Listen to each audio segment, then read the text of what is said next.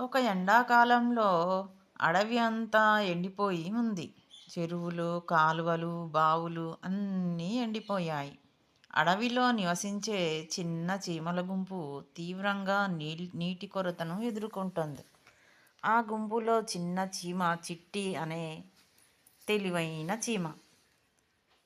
రోజు నీళ్ల కోసం దూరంగా వెళ్ళి వస్తున్న చీమలను చూసి ఆమెకు బాధ కలిగింది. ఒకరోజు చిట్టి ఒంటరిగా అడవిలో తిరుగుతూ ఒక పాత మట్టి కుండను చూసింది. అందులో కొద్దిగా నీరు ఉంది కానీ లోపల లోతుగా ఉండడంతో నీరు తాగలేకపోయారు. చిట్టి వెంటనే ఆలోచించింది. నీళ్లు ఉన్నాయి కానీ తాగడానికి అందడం లేదే, ఏం చేయాలి అని ఆలోచిస్తుంది. ఆలోచిస్తూ అటూ ఇటూ చూసింది. ఒకవైపు చిన్న రాళ్ళగుట్టను, మట్టి గడ్డలను తెచ్చి ఒక్కొక్కటిగా కుండలో వేసింది. మెల్లగా నీటి మట్టం పైకి వచ్చింది.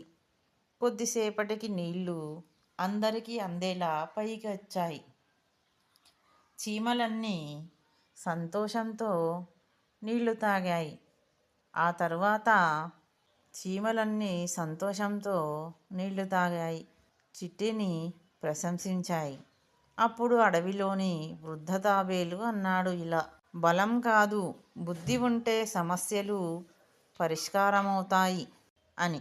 ఆ రోజు నుంచి చిట్టి చీమ అడవిలో అందరికీ ఆదర్శంగా మారింది. నీతి ఏమిటంటే, చిన్న ప్రయత్నం, మంచి ఆలోచన ఉంటే ఏ సమస్యనైనా జయించవచ్చు.